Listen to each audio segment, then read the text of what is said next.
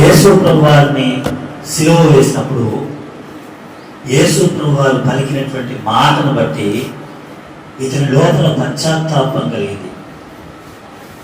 రెండవ దొంగలో పశ్చాత్తాపం కలిగింది.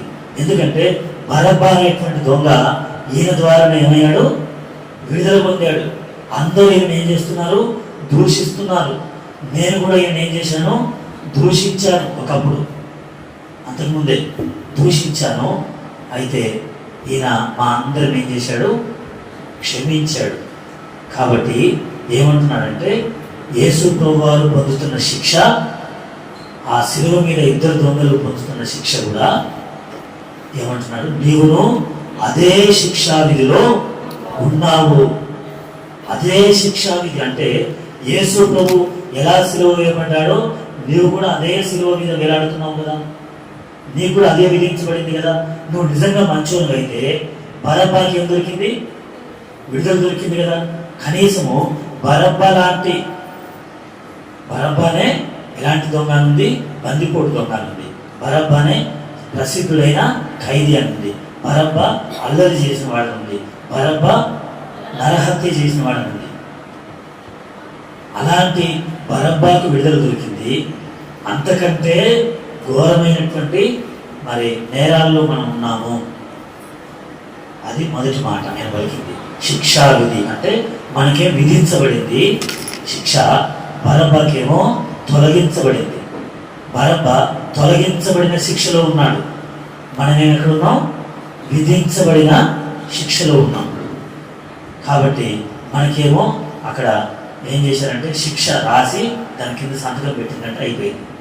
శిక్ష వేయాల్సిందే, విధించబడిన శిక్ష. కాబట్టి శిక్షా విధి ఒకటి. కాబట్టి మనకు కూడా ఉంది. కానీ వాక్యం ఏముందంటే ఇప్పుడు క్రీస్తు యేసునందున్న వారికి రోమా 8:1 ఉంది ఆ మాట. ఇప్పుడు క్రీస్తు యేసునందున్న వారికి ఏ శిక్షా విధి లేదు. అందుకని ఈ బందిపోటు దొంగ అయినా, గజ దొంగ అయినా, లేకపోతే శిలువ మీద వేలాడుతున్న దొంగ అయినా క్రీస్తు నందు ఉంటే, క్రీస్తుని ఎరిగితే రోమా 8:1 ప్రకారం ఏ శిక్షా విధి ఉండదు. అందుకని ఆ దొంగ మరి ఎలా తెలిసిందో కానీ తనలో పశ్చాత్తాపం రాగానే మొదటి మాట పలికాడు. ఏమనంటే నేను కూడా అదే శిక్షా విధిలో ఉన్నాను. రెండవ మాట 23 లూకాసు వార్త 23:40 అయితే రెండవ వాడు వారిని గద్దించి నీవును అదే శిక్షా విధిలో ఉన్నావు కదా. చూడండి, నీవు అదే శిక్షా విధిలో ఉన్నావు, నేనైతే లేను అని అర్థం. మనము అంటలేడు, ఇంకా అది తర్వాత అంటాడు. కానీ మనము ఇప్పుడేమంటాడు? దేవునికి భయపడవా, దేవునికి భయపడవా. దేవునికి భయపడ్డవారు ఏం చేస్తారు? లూకాసు వార్త 18వ అధ్యాయంలో, లూకాసు వార్త 18వ అధ్యాయము 2వ వచనం.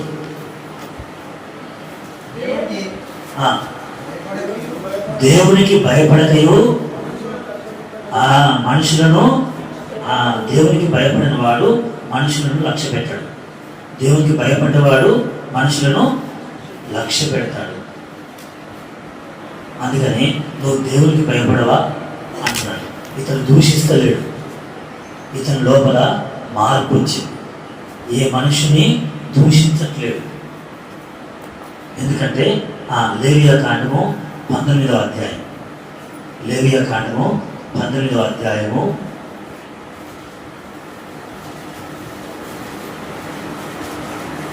14వ వచనం. చెవిటి వారిని తిట్టకూడదు, గుడ్డివాని ఎదుట అడ్డం వేయకూడదు. నీ దేవునికి అంటే దేవునికి భయపడ్డవాడు ఏం చేస్తాడు అని ఇక్కడ రాశాడు. దేవునికి భయపడ్డవాడు ఏం చేస్తాడు? యేసు ప్రభు వారు ఒక చెవిటి వాని వలె ఉన్నాడు.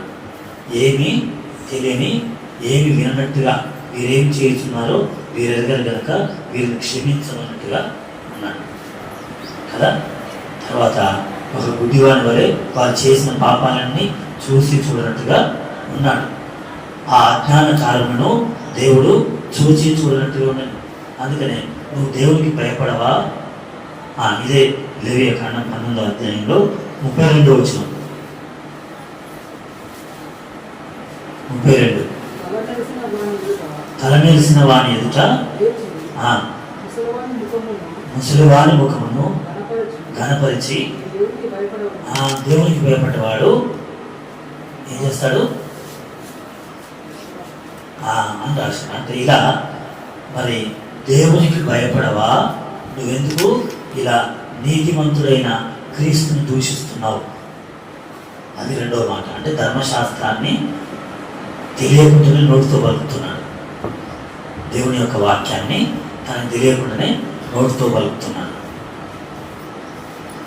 అంతేనా? మూడవ మాట చూడండి. ఒకటేమో అదే శిక్షా విధిలో ఉన్నావు అంటున్నాడు. రెండవదేమో దేవునికి భయపడవా?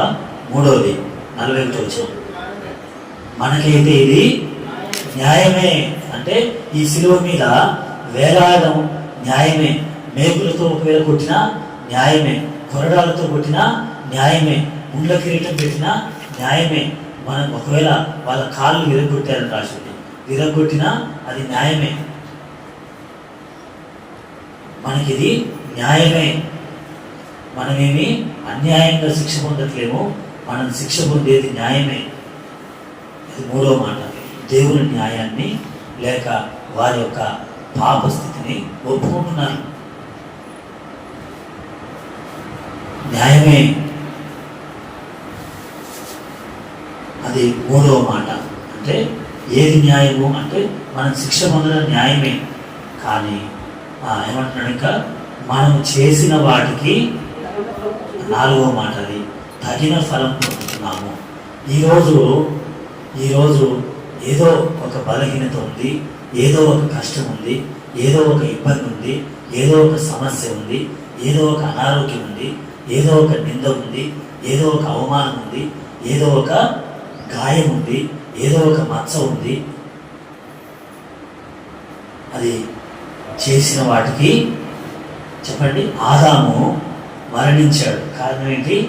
వద్దన్న పండు తిన్నాడు కదా, వద్దన్న పండు తిన్నాడు.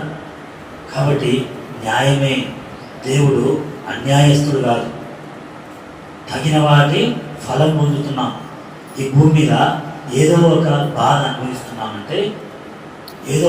అనుభవిస్తున్నామంటే ఆ బాధ అది మనం చేసిన వాటి ఫలం.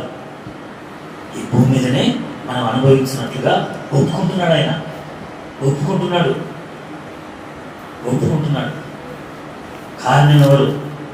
ఉదాహరణకు ఏబేలు మరణించాడు. ఏబేలు ఏమయ్యాడు? పాపం చేసి మరణించాడా? ఏబేలు మరణిస్తే ఏడ్చేది ఎవరు? ఏబేలు మరణిస్తే ఎవరు ఏడుస్తారు చెప్పండి?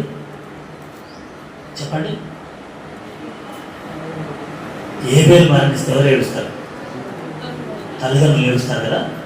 మరి వాళ్ళు ఏడుస్తుంటే ఈ మాట జ్ఞాపకం వస్తుంది వాళ్ళకి. ఏమని? అసలు ఈ మరణానికి కారణం ఎవరు? ఆదామవ్వలు పండు తినకపోతే పాపం అనేది రాకపోవు కదా. అందుకనే ఆ శిలువ మీద ఉన్న దొంగ అర్థం చేసుకున్నాడు.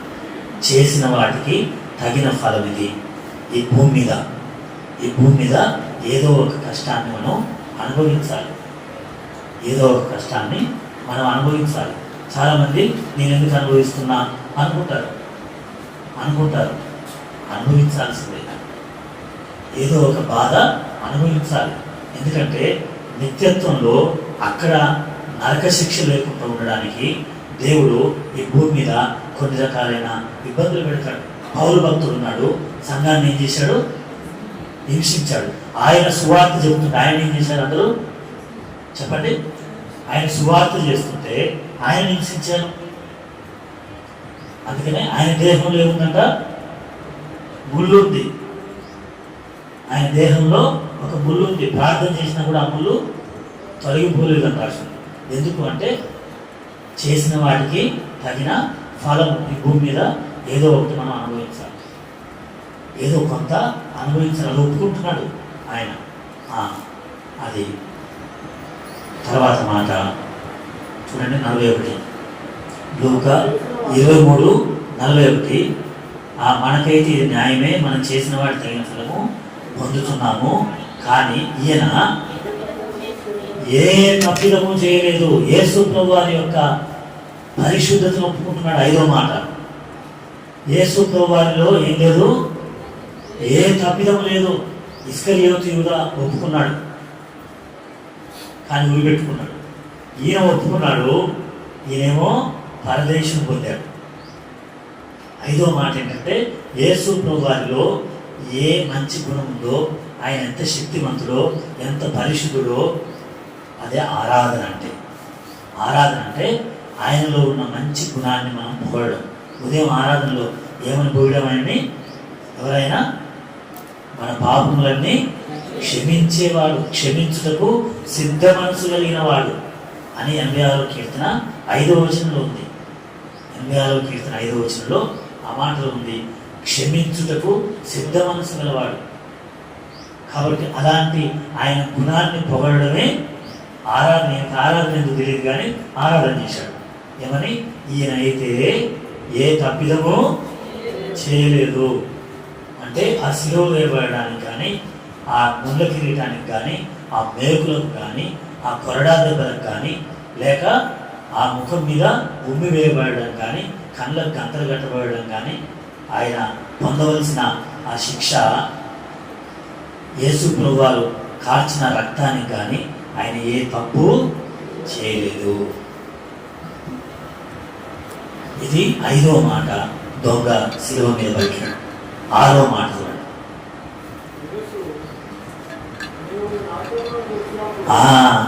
ఒక నిరీక్షణ ఉంది. ఒక నిరీక్షణ ఏమని? యేసు, నీవు నీ రాజ్యంతో రాబోతున్నావు. ఇవన్నీ ఎప్పుడు విన్నాడు ఆయన? చూడండి, ఇన్ని మాటలు ఒక పాపి పశ్చాత్తాపడితే వస్తాయి. ఒక పాపి పశ్చాత్తాపడితే ఎవరు నేర్పాల్సిన అవసరం లేదు, ఎవరు నేర్పించాల్సిన అవసరం లేదు. యేసు ప్రభు ఇచ్చే క్షమాపణ పొందితే చాలు ఇవన్నీ వస్తాయి. యేసు ప్రభు వారు ఎవరి పాపములు క్షమిస్తారో ఇవన్నీ వస్తాయి. టక్కగా చెప్తే ఇప్పుడు మొదటి మాట ఏం పలికాడు దొంగ? చూడండి, మొదటి మాట ఏం పలికాడంటే, అదే శిక్షావిధి. శిక్షావిధి అంటే విధించబడినటువంటి శిక్ష. రెండవది, దేవునికి భయపడాలి. దేవునికి భయపడితే పాపం చేయరు అని రాసింది. చూడండి ఎక్కడ? మరి కీర్తనలు 4వ కీర్తన. మరి ఈయనకి ఎట్లా తెలిసిందో ఈ వాక్యం? 4వ కీర్తన 4వ వచనం, 4:4. భయం నొందితే ఏం చేయరు? పాపము చేయరు. మరి ఎట్లా వచ్చింది ఆయనకు ఆ మాట? 2వ మాట. కాబట్టి అదే మాట మరి ప్రసంగి గ్రంథం ఉంది. ఎవరైతే భయం విడిచిపెడతారో వాళ్ళు పాపం చేస్తారు. పాపం చేశారంటే భయం విడిచిపెట్టారని అర్థం. ప్రసంగి గ్రంథము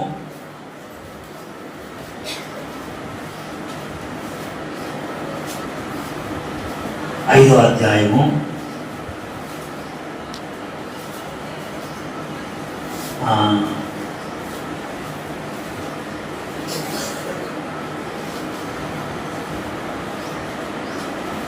8వ అధ్యాయము ప్రసంగి గ్రంథము 8వ అధ్యాయము 11వ వచనం. 11 ప్రసంగి. ఆ దుష్క్రియకు తగిన శిక్ష శీఘ్రంగా కలగకపోవడం చూచి మనుషులు ఏం చేస్తారు? భయం విడిచి, ఇంతకుముందేమో తెలిసి తెలవ చేశారు, ఇప్పుడేమో హృదయపూర్తిగా చేస్తారు. భయం విడిచిన వాళ్ళు ఎక్కడున్నా సరే, దేవుని మందిరంలో ఉన్నా అది. అందుకనే అతడు ఏం చేస్తున్నాడు? అతన్ని గద్దిస్తున్నాడు. అతనికి ఏం తెలుసో ఇవన్నీ. ఎలా తెలిసింది అంటే, పశ్చాత్తాపడితే, పాపం ఒప్పుకుంటే దేవుని క్షమాపణలు. అంటే మొదటి మాట శిలువలో యేసు ప్రభువు వారు పలికిన మొదటి మాటను అర్థం చేసుకుంటే ఈ 7 మాటలు వాళ్ళకు వస్తాయి కదా. దేవునికి భయపడవా, మనకైతే ఇది న్యాయమే, ఇతడు ఏ పాపము ఏ తప్పిదము చేయలేదు, మనము చేసిన వాటికే తగిన ఫలము పొందుతున్నాము అని ఏమంటున్నాడు యేసు. నీ రాజ్యంలోనికి, కాబట్టి ఒక రాజ్యం ఉంది ఆయనకు, ఒక రాజ్యం ఉంది. ఇంతకాలం ఎక్కడెక్కడ దొంగతనాలు చేశాడో, దొంగ కదా ఆయన, ఎక్కడ దొంగతనాలు చేశాడో, విశ్వాసుల ఇళ్ళలో దొంగతనం చేశాడేమో కదా, యాజకుల ఇళ్ళలో దొంగతనం చేశాడేమో, యేసు ప్రభు శిష్యుల దగ్గర దొంగతనం చేశాడేమో, యేసు ప్రభు మాటలు వినడానికి వస్తారు కదా, వాళ్ళ దగ్గర దొంగతనం చేశాడేమో. వాళ్ళందరూ కూడా ఏం చెప్తారా, వాళ్ళందరూ కూడా ఏం చెప్పారు, లేకపోతే యేసు ప్రభు వారు 5,000 మందికి రొట్టెలు పంచిపెట్టారు కదా, అంతమందిలో దొంగతనం చేద్దామని, అంతమందిలో అయితే అందరూ మాటలు వింటుంటారు, నేనేం చేయొచ్చు, దొంగతనం చేయొచ్చు అని ఆ గుంపులో దొంగతనం చేద్దామని వచ్చాడేమో. అక్కడ కూర్చొని మాట్లాడుతుంటే యేసు ప్రభు వారు చెప్పిన మాటల్లో దేని గురించి చెప్తారైనా చెప్పండి, పరలోక రాజ్యము సమీపించి ఉన్నది, ఏం పొందాలి, మారు మనసు పొందమని చెప్పాడు కదా. అలా చెప్పాడేమో, ఏమిన్నాడు అందులో. వెంటనే ఏం జ్ఞాపకం వచ్చింది ఆయనకు, నాకు ఈ లోక రాజ్యం నాకు అవసరం లేదు, కానీ యేసు ప్రభు రాజ్యం కావాలి. ఈ రాజ్యం కాదు, నాకు ఏ రాజ్యం కావాలి, యేసు ప్రభు రాజ్యం కావాలి. ఆయన వస్తాడు, ఆయన రాజ్యాన్ని తీసుకొని వస్తాడు. అది 6వ మాట కదా. 6వ మాట. 7వ మాట ఏం పలికాడు, నన్ను జ్ఞాపకం చేసుకో. ఈ మాటను బట్టే యేసు ప్రభు వారు ఆ రొట్టె ద్రాక్షరసం వాళ్ళకి ఇచ్చేటప్పుడు ఏమన్నాడంటే, నన్ను జ్ఞాపకం చేసుకోవడానికే చెప్పండి దీన్ని చేయమన్నాడు కదా. నన్ను జ్ఞాపకం చేసుకుంటే ఆ రొట్టె వాళ్ళకి ఇస్తూ నన్ను జ్ఞాపకం చేసుకోవడానికి దీన్ని చేయాలి అని అంటే, ఇప్పుడు యేసు ప్రభు వారేమో నన్ను జ్ఞాపకం చేసుకోమంటే, ఇప్పుడు ఏమన్నాడు, ప్రభా నేను కాదు, నువ్వే నన్ను జ్ఞాపకం చేసుకోవాలి ప్రభా. నువ్వు నన్ను జ్ఞాపకం చేసుకుంటే నేను పూర్తిగా రక్షించబడతాను, పూర్తిగా రక్షించబడతాను. ఎందుకంటే ఇప్పుడు యేసు ప్రభు జ్ఞాపకం చేసుకుంటే ఆయన రాజ్యాన్ని జ్ఞాపకం చేసుకుంటుంది కదా. అలా చివరి మాట ఏంటంటే, నన్ను జ్ఞాపకం చేసుకో కదా. ఆయనకు ఒక రాజ్యం ఉంది. 6వ మాట. 5వ మాట, ఆయన ఏ తప్పిదమో చేయలేదు. 4వ మాట, తగిన ఫలం పొందుతున్నాము. 3వ మాట, ఇది న్యాయమైన శిక్షనే నాకు. 2వ మాట, దేవునికి భయపడాలి. మొదటి మాట చెప్పండి, ఏ శిక్షా విధి లేదు. ఎందుకంటే యేసు ప్రభు ఏం చేశాడు, మనల్ని క్షమించాడు. యేసు ప్రభు క్షమిస్తే మనకి ఏ శిక్షా విధి లేదు. కాబట్టి సిలువలో యేసు ప్రభు మన పాపములన్నీ క్షమించాడు, ఏ శిక్షా విధి లేదు. అలా